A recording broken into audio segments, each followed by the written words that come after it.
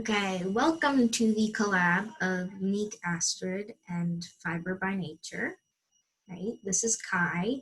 I'm Astrid, and this is a little video on our indigo process that we did as a group in our class. So, Kai, you want to start us off with a bit of history on indigo? Okay, so indigo can be traced back way to the ancient Egyptians and the ancient Mayans. As well as you can see, I'm wearing my indigo dyed kimono. It got indigo got to Japan around the 10th century, but it can be traced back to the 7th to 6th century through the Silk Road. And yeah, that is just some basic history, and it has been the basically #1 blue color in almost all countries. Fascinating. Yeah, I didn't do much research on the history of indigo. That's very interesting. I didn't know that. Okay, next we're going to talk about how to prep the dye vat and what kind of stuff goes into the dye vat. Okay, Astrid, since you had like all the proper materials, you can do this subject because I had to substitute. Yeah, so Kai, like he just said, was a little short on the materials and had to substitute a few things. But the basis of it is, and there's different kinds of dye vats. Some are better for cotton, some are better for wool. There's different formats, and that's basically what kind of chemicals you add into it. So you add in the indigo, and then there's a few chemicals that you alter depending on what you want to use the vat for. So I believe my kit was indigo. I used an indigo dye kit, the Jacquard kit.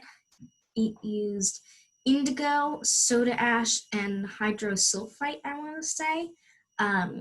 And I just mixed that up in the water, and different people will tell you different ways. I followed the kit instructions for my kit. I do recommend starting for your first time with indigo using a kit. I think Kyle will agree with that. Just to get the hang of using indigo. I know plenty of people grow their own indigo and stuff, but if you want to just learn how to use indigo and how it should be prepped like, I would use a kit. And then you mix it in. Some people put the indigo first, some people put the chemicals first, but you just want to dissolve it in the warm water and then do the whirl stick. You want to explain how you put the flower on or the bloom, Kai? Okay, so you want to put in the indigo, and then you also want to stir it like gently, and then you go slowly to one side for a couple minutes, and then you stop, and then you go to the other side and try to make sure you don't get any oxygen into the vat to make sure there's no oxygen in there, because that will mess up your dye vat. Exactly. So yeah, you stir it in one direction for a minute or two, and then you slowly go in the other direction. And then in the center, you'll notice like these bubbles. It's technically called to the bloom or the flower. And then you have to leave it to do its thing and ferment for at least an hour. I know you can leave it for up to a few hours. So you just put a lid on it so that no oxygen can get into the vat. The whole thing with indigo is that you cannot get oxygen in it. If you do, though, you can add more soda ash, I believe. I did that for the second time I used my indigo. When I reused it, I added a bit of soda ash in, but you want to try and get the least amount of oxygen in there as possible, or else it won't technically work properly. So you put the lid on it, seal it airtight, and then leave it for at least an hour. Okay, so then you want to do the next step, Kai? Okay, so after that, after you put the lid on, you're just gonna, like Ashton said, leave it for a couple hours, and like she said, she reused it. So if the vat is properly made or properly prepared, you can use it a second time or a third time, depending on how you prepared it, and it should last you like 2 weeks to a month. Sometimes I've heard, but the traditional way in Japan that I know how they do it, they use these big concrete vats, and they leave it to from the leaves. They put it the leaves in. They first leave the leaves out to sort of dry or ferment out in the open air, and then they put them in the vat with some lime and some other chemicals.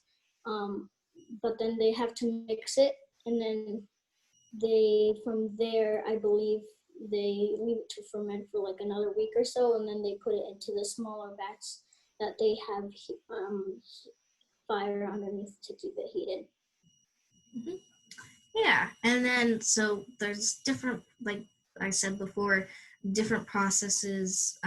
There's so many different kinds depending on the type of indigo and what you're dyeing. And that brings me on to the next step, which is actually doing the dyeing process of dyeing your material. So whether it's yarn, fabric, um, fiber, whatever it is, you have to soak it at least for a couple hours. I did mine overnight. And you soak it, if it's a plant fiber, you soak it in soda ash. And if it's a protein fiber, you soak it with a bit of white vinegar or dissolved citric acid. And that way you have a bit of a mordant in there.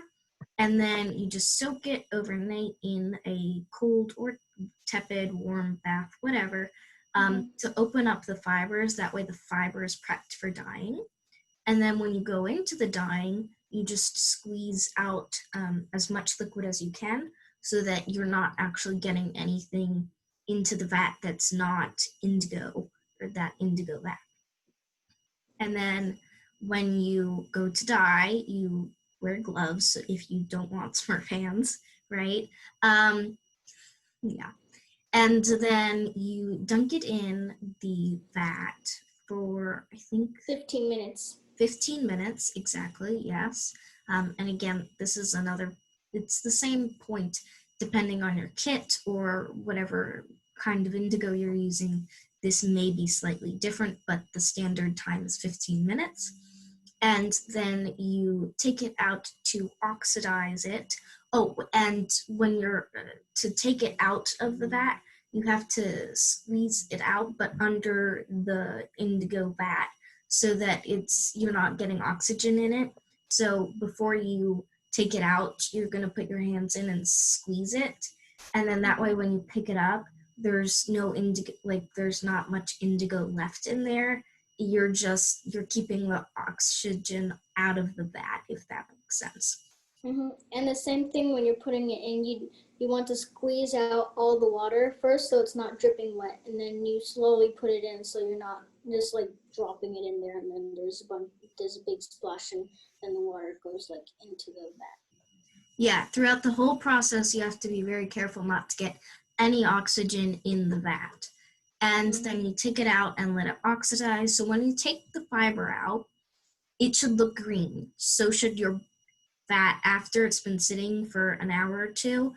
It should look kind of this like greenish bluish color, right? And then when you take it out after squeezing it and all, your fiber or material or whatever it is should have a green tinge. And then once you leave it to oxidize, you just hang it somewhere for 15 minutes or just out in the open air, and you let it sit for about 15 minutes, and you'll notice it should start to turn kind of a navy blue. And when we did the process, I think, yep, that's Kai's indigo that we did in the process. And when we did it, something didn't go quite right in the process because the vat itself was actually navy, which even though that's the color of indigo, it's supposed to be like a green, that greenish bluish color. But the fiber still turned out indigo, and while a lot of the color does rinse out during the rinsing process, which we'll explain in a few minutes, it didn't actually, like the fiber stayed blue, and the material, even though that wasn't quite right. So that's the way we're explaining it the way it's supposed to be. Ours came out a bit different, and we'll explain kind of if there was any differences in ours. And you might have differences when you do the process too. But just sometimes just go with it and go with the flow, and it will most likely give you an indigo color, even if it's not the proper way, right, Kai?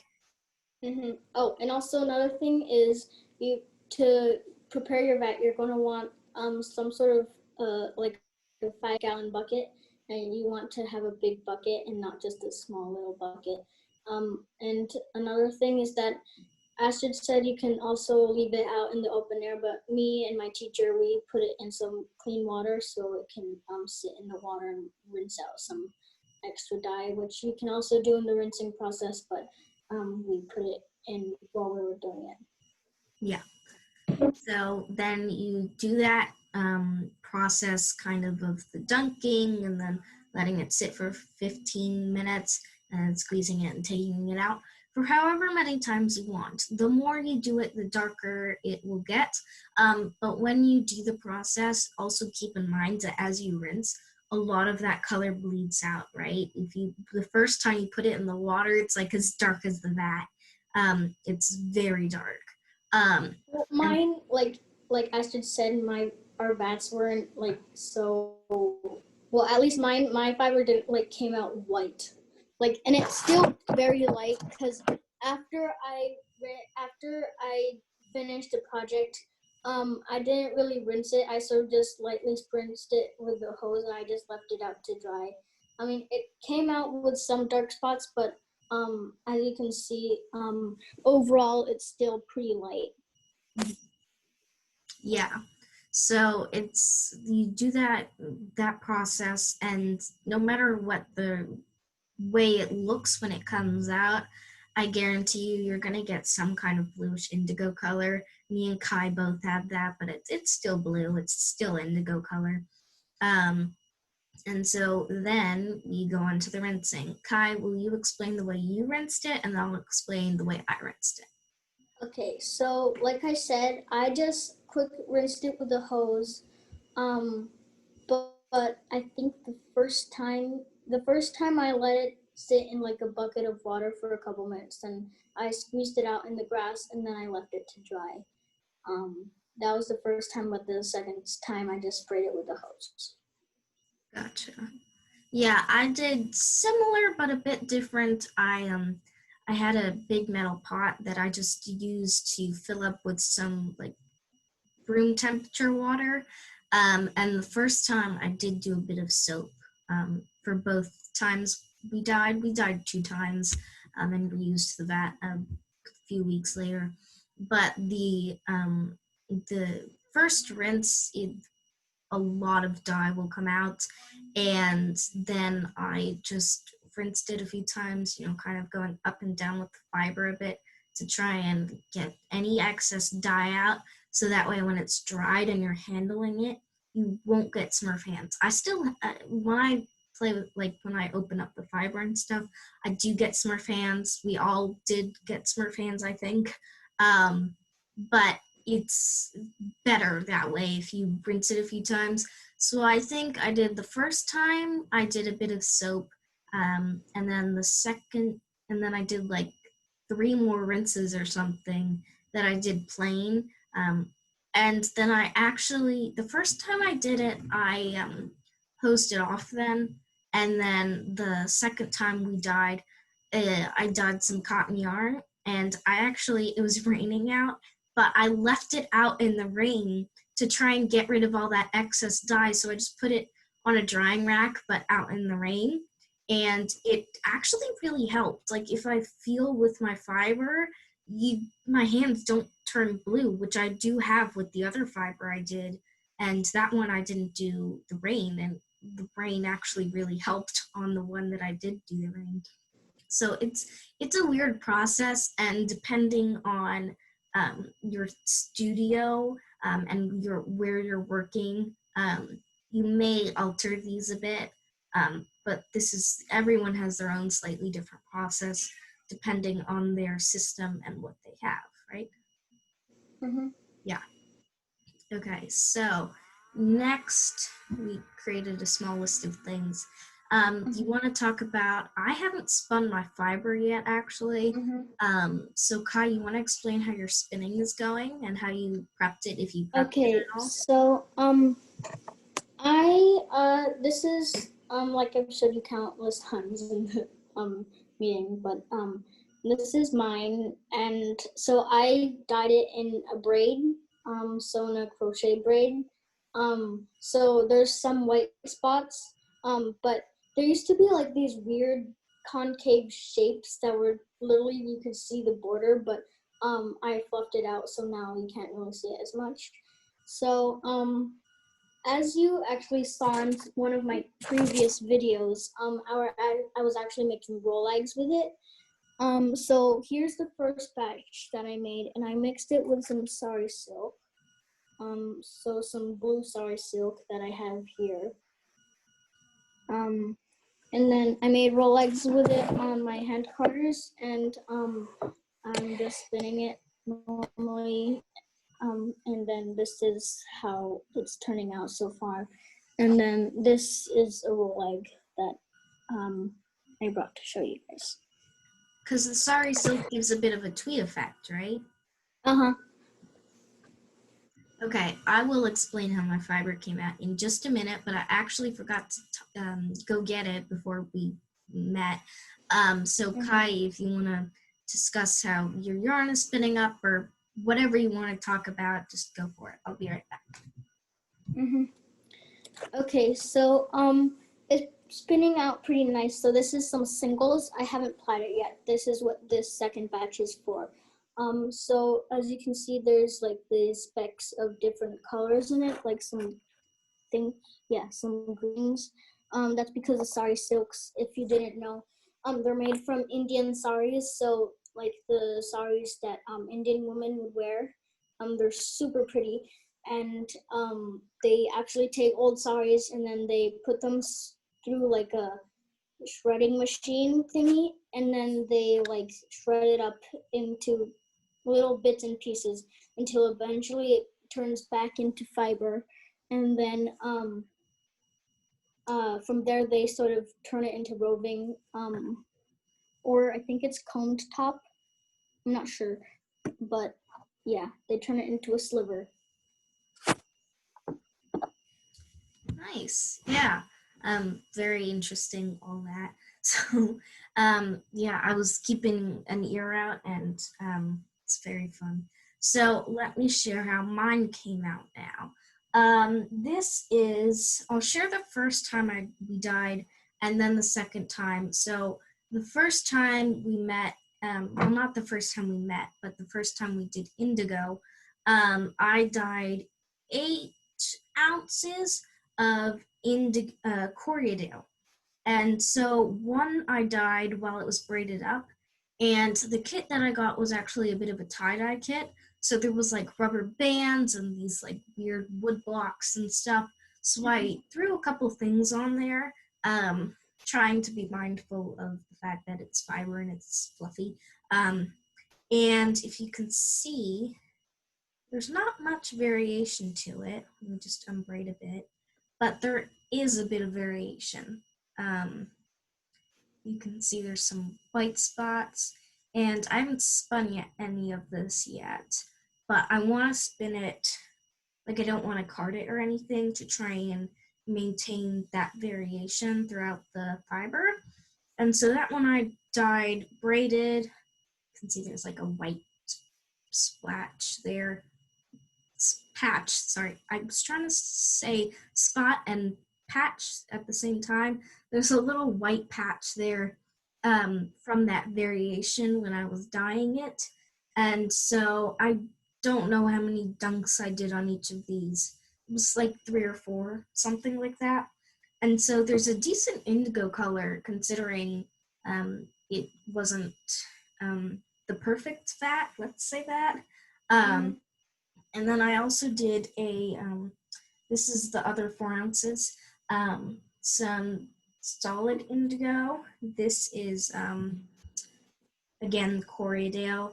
And I ended up carding it into a bat, 2 bats actually, because it came out a bit felted just because it was loose. Like the fact that it wasn't in the braid, I think, didn't protect it so much, so it came out a bit felted.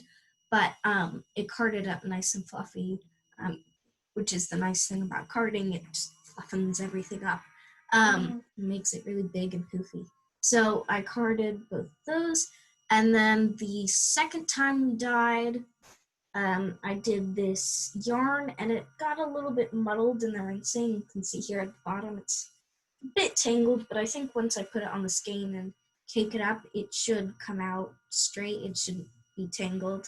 And this I did a bit of a dip dyeing, and all that means is when I was dyeing, since you're doing those different batches, the first one I did a total of 4, and the first one I did about from there down, so maybe half. Second time I did maybe from there down, again there, and then like the whole time. Not that fast, it's the 15-minute increment thing, but that's the process. You can play around with the dip dyeing and variation in your fibers, or you can do solid colors. You can also do like tie dyeing on the fabric when you twist it and stuff, if you wanted to do like a fabric or a t-shirt, stuff like that. Because we're crafters and fiber artists, we did yarn and fiber, because that's, to us, that's the fun of it, is then getting to use whatever you dye. But you can totally, any kind of natural material you can dye with indigo. That's one of the great things about natural dyes, is whatever, you can dye whatever as long as it's a protein or a cellulose fiber. No synthetics, but it's very handy to be able to have natural dyes on hand. Okay, so about those rubber bands and things, those are most likely because in Japan they do all these different folding and intricate folding methods, and they would fold it over pieces of wood and like pieces of, and then they would like tie like the tiniest of knots into their fabrics. And obviously mine is most likely machine done. But the traditional way is they would take hours hand knotting yarn, and according to a graph pattern they have, and then they would dye it like that. But it's super cool because they the warp, it has a design on it, and then they also have to align. Well, sometimes they do warp and weft, so they have to align the patterns with each other. So yeah, it's really cool. Okay, and then pretty much the final thing that we wanted to talk about was the spinning of the fiber. So since I haven't spun mine, I just wanted to ask, did you find that spinning the fiber that you had dyed with the indigo was any different than spinning like a commercial prepped fiber or anything like that, like a commercially dyed? No, except that I will suggest that you card it or process it before, just to make sure you get all those tiny felted bits out. Well, mine came out pretty fluffy, but there's still some little spots on the roving that were a little bit felted. So that's the only thing I really have to suggest. Other than that, it's pretty much like spinning any other fiber.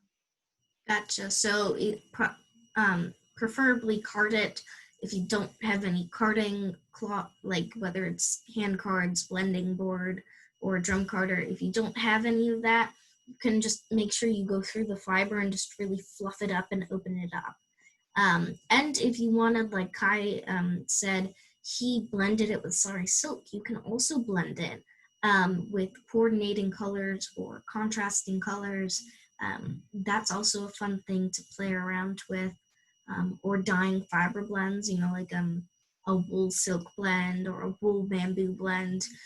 That would be actually a good blend to try, because it would be a blend of cellulose and protein fibers, to see in the same fiber how the two fibers actually dye together. We should experiment with that, because we actually have more indigo. Do you have more indigo, Kai? think I have like the slightest bit left, but Okay. I don't think I have enough to make like a big vat. But might be enough to make like a small batch or something. Okay. I since mine was a kit, it's meant to be for 5 gallons. And I was like, I don't have the amount of fiber for 5 gallons of indigo. A lot of it would just end up going to waste. So um I cut the batch down to like a quarter or something. So I still have tons of indigo material left, but we should play around with that. If you, whenever we have a bunch of fiber, we can all get back together and do another indigo project and play around with that, because you can really get a lot out of your indigo. You have to prepare for it when you're planning out your indigo, because I think they said 5 gallons of liquid also means you can make about 5 pounds, like you can dye 5 pounds of fiber with it. So that's what my kid said, at least. It's a lot, so you have to really prepare your mental math when you're working on that in order to get the right amount and not waste precious indigo. Right? Mm-hmm. So yeah, I think that's it for today. Any last words, Astrid? Nope. I'd say thanks for watching, and if you're watching on my channel or if you're watching on Kai's channel, please check out the other channel. We will link each other's channels in the description depending on where you're Uh-huh. watching, and go check out each other and stuff. So just And I'm pretty sure Astrid will sorry. also upload on her Facebook. Mhm. Yep, I will. So I'll link to that. So yeah, that is it for today, and see you next time.